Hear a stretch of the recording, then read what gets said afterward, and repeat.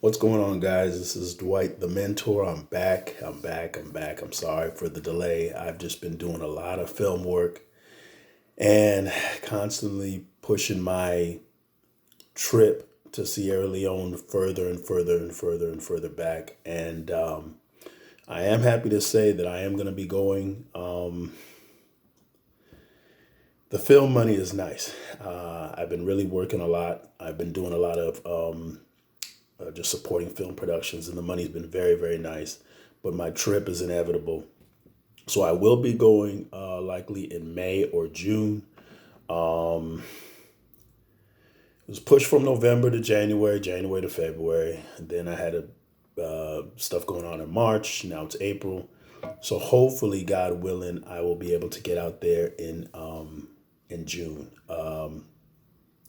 In the meantime, I just want to update you on what I've been watching, what's been going on in terms of the sites that I've been looking at and supporting on the continent, just to kind of give a perspective.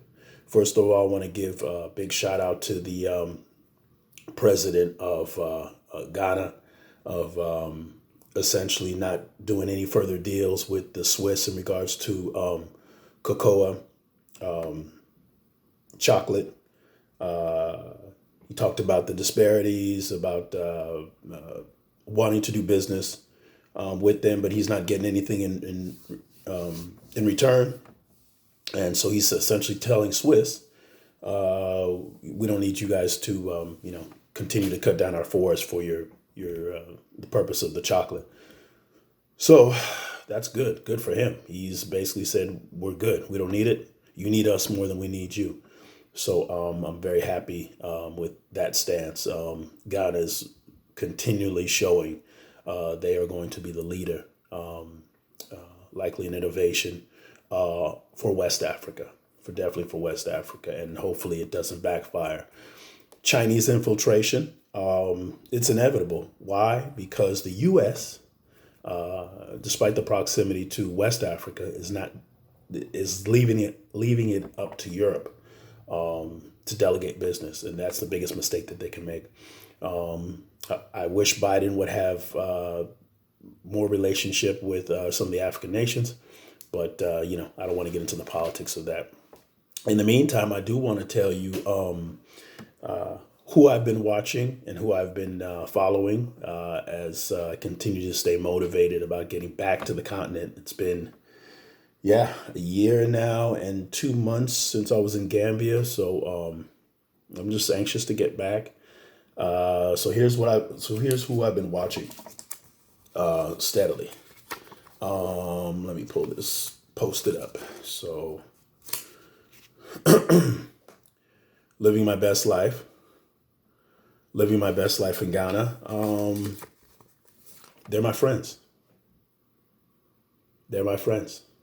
They're family. Power and Future. I've been following them. They've been following me. They've supported me. I support them. I just enjoy when Future goes on and talks about the empowerment of women. Of course, I love Power. He's going into the movie business as well as the other ventures. And I've personally had lunch with them down here in Atlanta. We've had great conversations.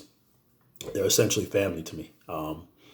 No, no, no issues with them, with me. Zero. None. So I enjoy them very much. And, hopefully we'll see each other real soon. Another one who I've been watching that's been really making power moves is Andra Africa. Andra Africa really speaks for the women who are newly retired or looking for a second chance in life, looking for freedom and independence, and wanting to become business owners. She's already been to several places that I've already been to and recommended. She's a go-getter. I believe that she'll be on the continent probably within the next several months. She's talked about some of the business ventures that she's going to do primarily in West Africa, and I'm really looking forward to see the next venture. And for those women out there who say that you can't do it alone, you're scared, you're fearful, et cetera, et cetera. Reach out to her platform, listen to some of the things that she's doing, what she said. And I think she's going to do really, really well over there and over here as well.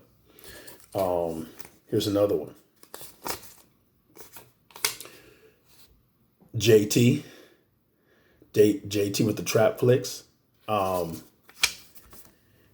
been knowing about JT way back in the hip hop scene, probably going back to '89 when I lived in California, Central California. Growing up in Fresno, it was either you listen to Bay Area hip hop or LA hip hop, and he always did it alone. He's like a Rolling Stone. He always did it alone, didn't need any help.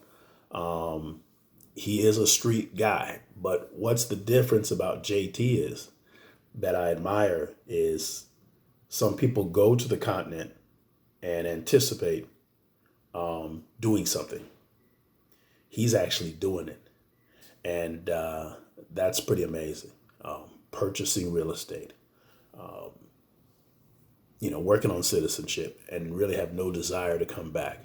He makes, I'm sure, a plenty penny with the royalties, the 10 albums and all the other stuff that he's done. I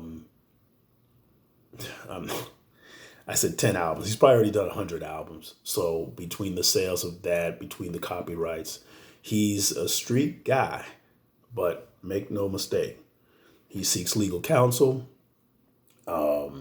I'm sure he's, really up to doing what he needs to do to continue to do it. And he just does it his way, whether he goes to Burkina, Kenya, Ethiopia, whatever he does, along with his partner, Cuz Cuddy. They are really doing some things. And I would just like to, meet him and see about the legalities of how things are done between East and West, licensing, permits, citizenship, residency. He's on the ground. He has no desire to come back here, and I like him. You have to get through some of the language stuff, but I got no problems with that guy. I really don't. A couple more. Seems to be a fan favorite right here. Go back to Africa. Go back to Africa. I enjoy him. He's crisscrossing the continent, and he talked about how he made some wealth through real estate. Kind of probably the same way that I'll do eventually: sell the house, downsize, keep a residency here, and then spend more time over there. He's doing some really good things, and he's moving very, very quickly.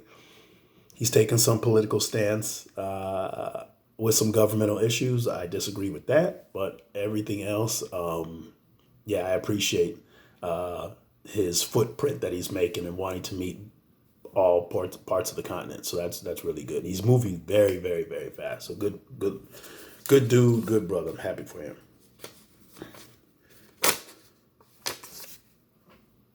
Wode Maya, not much you could say about him. He's the king. He's got the biggest numbers.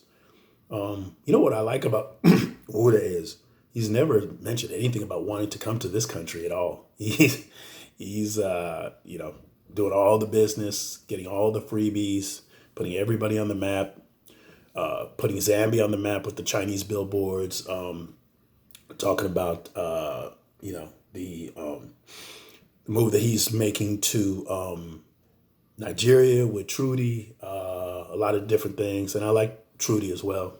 Not only is she pretty, but, she's doing a lot for women on the continent. He's never talked about wanting to visit the United States under any circumstance. And he's just very, very proud of his people and the continent. And that's admirable. So he's the biggest. He's the biggest, is he too big to fail? Probably not.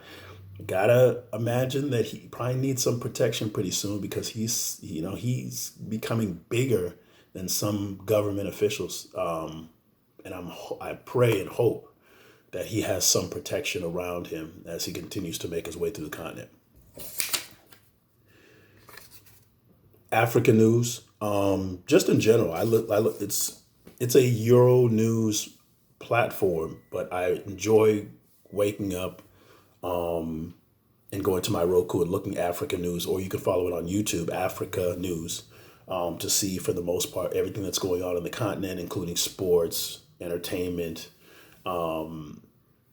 businesses, the conflict in Mali, the conflict in issues in Malawi, the issue with the former Tanzanian president, the building going on in Kenya, Ethiopia, South Sudan. They have people all over the ground, as well as Senegal. So I'm very, very. It's just basically an Africa news platform.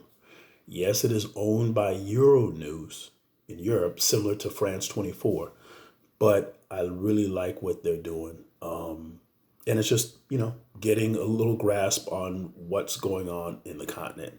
So I'm happy primarily every day to watch what's going on with them. So that's it. I just want to give you guys some updates.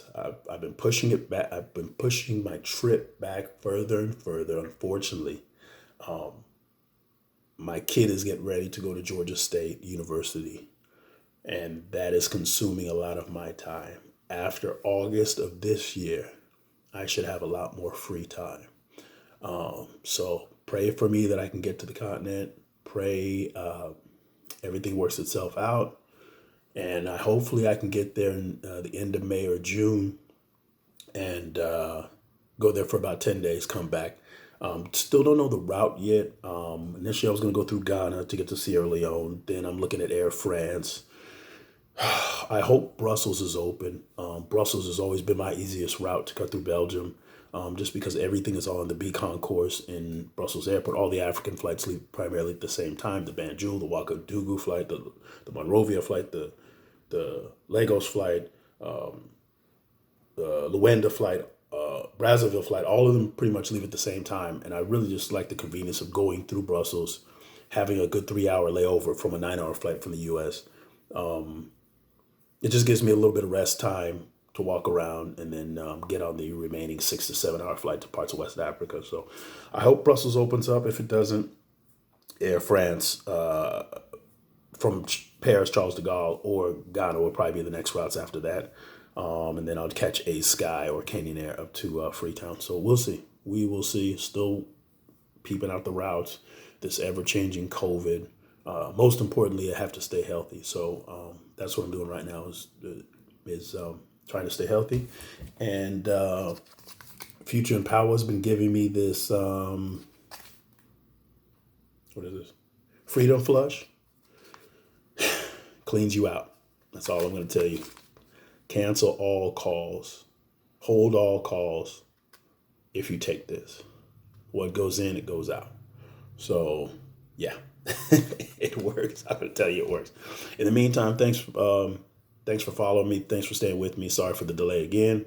That's what's going on. Like, share, subscribe. Shoot me a comment. Follow me on my IG page, Film Local GA. If you can see it, Film Local GA. Film Local GA on IG. And God bless, and we'll talk soon.